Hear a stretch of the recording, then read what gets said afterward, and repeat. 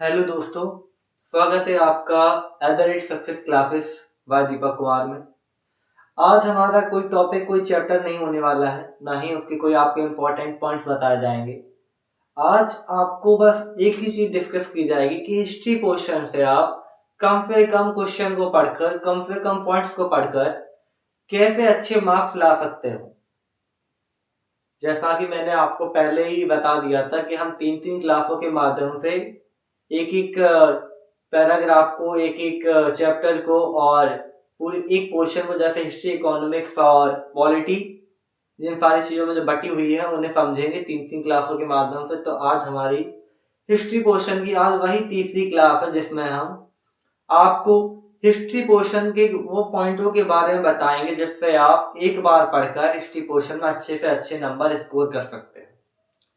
तो चलते हैं आगे। Most important points.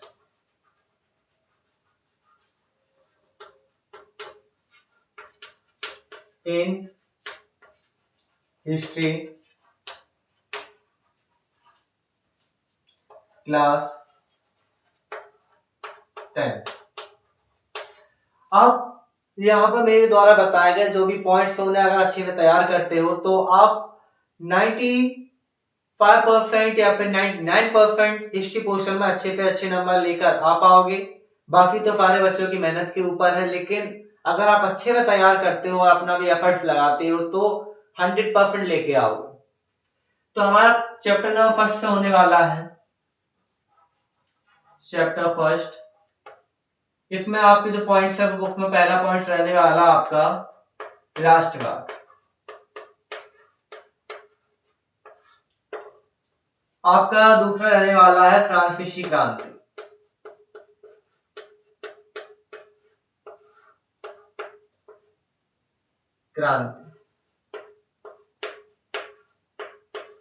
इसमें ही आपकी आ जाती है रूस की क्रांति।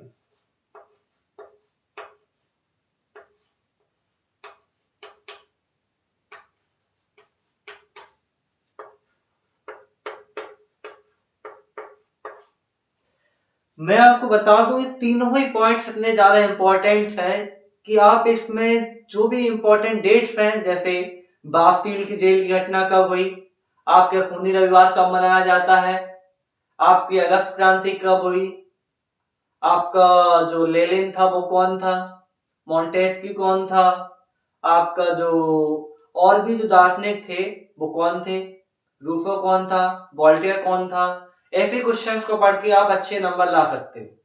उसी के साथ आपको उस समय की आर्थिक स्थिति और सामाजिक स्थिति के बारे में भी पढ़ लेना है। फ्रांसीसी क्रांति इन दोनों ही समय की सामाजिक और आर्थिक, इसी के साथ आपकी एक राजनीतिक स्थिति भी, राजनीतिक स्थिति एक बहुत ही इंपॉर्टेंट पॉइंट बनकर आ सकती है, जिसे आपको बहुत अच्छे से कंप्लीट कर लेना। बाकी आपको जितना हो सके आप क्वेश्चन पर ध्यान न दे, आप चैप्टर की समरी पढ़ने पर ध्यान दे, जिससे अगर आप चैप्टर पढ़ोगे तो उसमें आपका जो भी पॉइंट छूटता है वो आपको वहीं पर क्लियर हो जाएगा और आप जो अब प्रेफर क्वेश्चन को याद करने के लिए देते हो वो भी खत्म हो जाएगा। हमारा सेकंड चैप्टर से आने वाला है चैप्टर सेकंड। इससे आपका आने वाला, क्योंकि इस चैप्टर का नाम ही है भारत में राष्ट्रवाद। तो भारत में राष्ट्रवाद है तो भारत में राष्ट्रवाद कैसे पनपा, कैसे जन्म हुआ और किस प्रकार से आगे बढ़ा उसके बारे में समझेंगे। इसमें जो कुछ प्रमुख घटना है वो है आपका, क्या बोलते हैं उसका, क्या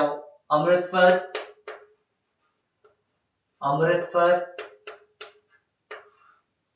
जहां पर हुआ था आपका जलियांवाला बाग हत्याकांड।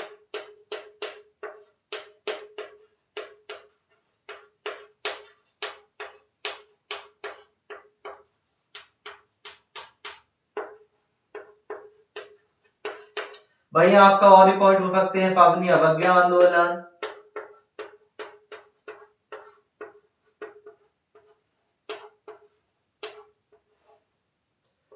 सकता है आपका असहयोग आंदोलन,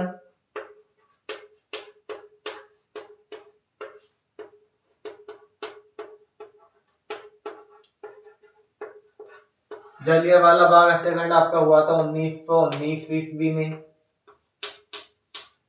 आपका सविनय अवज्ञा आंदोलन हुआ था 1928 और कहीं कहीं 1930 लिखा होता, 29 लिखा होता है यहाँ पे। आपका असहयोग आंदोलन हुआ था 1922 में और किसी किसी बुक्स में 21 भी देते रहते हैं। वहीं आपका आगे आने वाला है आपका दांडी मार्च, जिसे नमक कानून भी कहते हैं, जैसे तोड़ा गया, नमक कानून तोड़ा।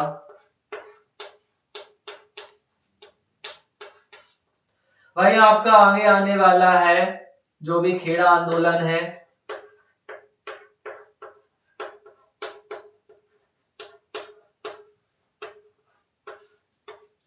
अहमदाबाद मिल है,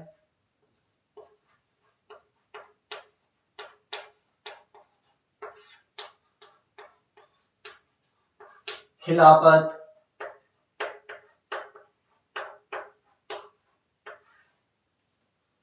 आने वाला। वहीं एक बहुत ही इंपॉर्टेंट पॉइंट जो आ सकता है आपका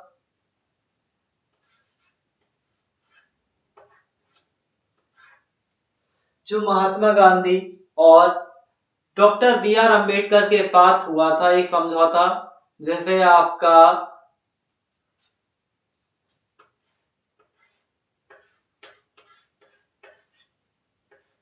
पूना पैक्ट के नाम से भी जाना जाता है। इसे भी आप अच्छे से कंप्लीट कर ले। वहीं आपसे कुछ और अलग प्रकार के क्वेश्चन पूछ सकते हैं, जैसे महात्मा गांधी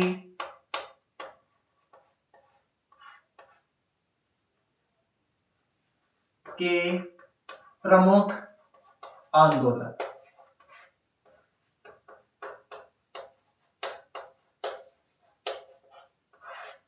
यहाँ पे आपसे पूछ सकते हैं 20वीं शताब्दी के प्रारंभ में भारत, और आपसे ये भी पूछ सकते हैं कि भारत में होने वाले उन प्रमुख आंदोलनों का उल्लेख कीजिए जिसने भारत में को स्वतंत्र कराने में अहम भूमिका निभाई। तो आप सभी बच्चों को इन सारे पॉइंट्स का अच्छे से कंप्लीट करना है। तो हम आगे बढ़ते हैं अपनी अगले चैप्टर नंबर 3 के पॉइंट पर।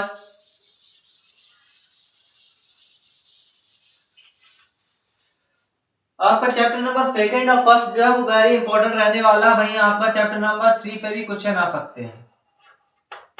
चैप्टर 3 इससे क्या आने वाला है, आपको चैप्टर का जो भी नाम है वो है भूमंडलीकृत विश्व का बनना। इसका कुछ ज्यादा पॉइंट्स आपको याद नहीं करने, इसमें आपको सीधी बात भूमंडलीकृत विश्व के बारे में पढ़ लेना है। इसके बारे में पढ़ लेना है। उस समय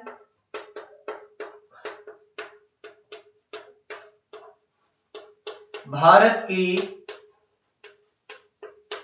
आर्थिक, सामाजिक स्थिति के बारे में पढ़ना है और कुछ और भी इंपॉर्टेंट पॉइंट्स हैं जिन्हें आपको कंप्लीट कर लेना है, जैसे उस समय कैसे एक दूसरे के साथ संबंध स्थापित हुए, कैसे पूरे विश्व में एक वैश्वीकरण क्रांति के लिए जो जन्म हुआ उसका, इन सारी चीजों के बारे में आपको विशेषकर ध्यान देना है। हम अपने अगले चैप्टर पे आते हैं जिससे इंपॉर्टेंट पॉइंट्स रहने वाले हैं। चैप्टर नंबर 4 जिसका नाम है आपका औद्योगिकरण का युग।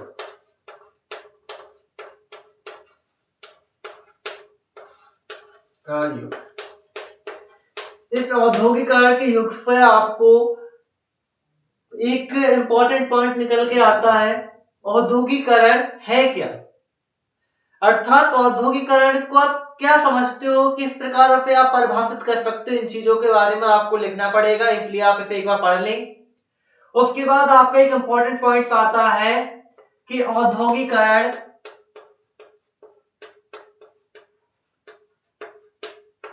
का विकास क्यों और कैसे हुआ।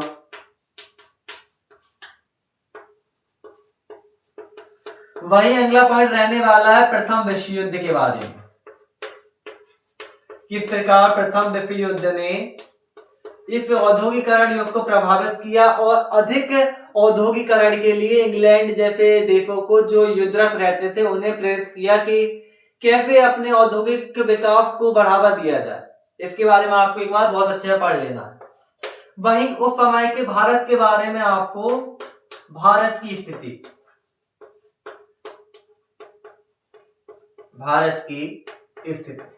इसके बारे में आपको एक बार अच्छे से पढ़ लेना है। कुछ इंपॉर्टेंट फैक्ट और डेट्स होती हैं जिन्हें आपको जब आप चैप्टर पढ़ेंगे तभी आपको उन्हें याद कर लेना है, समझ लेना है।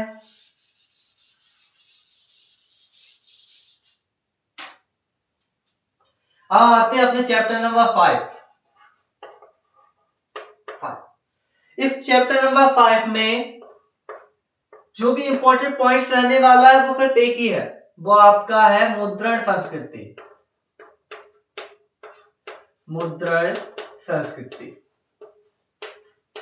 आपको बस यहीं पर समझना है कि क्या है, विकास कैसे हुआ इसका, कैसे ये फैली, कहां से कहां गई, किस प्रकार इसका मान लो विस्तार हुआ और भारत में कैसे इसका विस्तार हुआ, इन सारी चीजों के बारे में आपको पढ़ लेना है। अब ये तो हो गए हमारे 1 to 5 चैप्टर के हिस्ट्री पोर्शन के सारे पॉइंट्स। लेकिन आप सोच रहे होंगे कि सर ने सारे पॉइंट्स बता दिए लेकिन अब इन्हें हम पढ़ेंगे कैसे। तो मैं आपको बता दूं, क्योंकि आपका जो एफएसटी का जो सिलेबस है बहुत ही वाइड है, बहुत ही बड़ा है, तो आप लोगों को हम सारा बोर्ड के माध्यम से समझा तो या फिर पढ़ा तो नहीं सकते, लेकिन वो तो आपकी जो जिस स्कूल में हम पढ़ाते हैं उसमें रेगुलर क्लासेस के माध्यम से पढ़ा जाता है, लेकिन बाकी बच्चों के लिए और स्कूल के बच्चों के लिए भी हम उस सिलेबस के छोटे फॉर्म में लेकर जरूर आ सकते हैं। यानी कि ऐसे पॉइंट्स के माध्यम से उन्हें हम समझा सकते हैं, आप लोगों को बता सकते हैं और आप लोग घर पर बैठे सर्दियों में अपने आराम से बैठकर तैयारी कर सकते हैं। तो आप लोग जो भी मैंने पॉइंट्स बताया उन्हें एक बार अच्छे से समझ लें, पढ़ लें, बुक में देख लें और जो भी चैप्टर है उसमें आपको एक बार चैप्टर का रिवाइज कर लें उसे एक बार, क्योंकि अगर आप चैप्टर पढ़ोगे जो आपका पॉइंट छूट रहा होगा वो भी क्लियर हो जाएगा। तो इस क्लास को हम यहीं पे खत्म करते हैं, लेकिन जाते जाते आपको एक मोटिवेशन स्पीच देते हुए जाता हूं कि क्या बिगाड़ लेगी दुनिया जब हौसले मेरे मजबूत हैं, क्या बिगाड़ लेगी दुनिया जब हौसले मेरे मजबूत हैं, मंजिल को पाना है हमको अगर इस दिल ने ठान लिया, मंजिल को पाना है हमको अगर इस दिल ने ठान लिया, झुका देंगे आसमां कदमों में, खुद झुका देंगे आसमां कदमों में अगर हमने मंजिल को पहचान ली। इस शायरी का एक ही मीन्स है, इस मोटिवेशन स्पीच का एक ही मीन्स है कि दुनिया को हम झुका सकते हैं, पता हो कि हमें क्या करना है, कैसे करना है और हमें क्या पाना है। इसलिए अपना गोल बनाइए और उसी की ओर अपनी पूरी मेहनत को लगाइए। और इसी के साथ आप सभी को जय हिंद, जय भारत।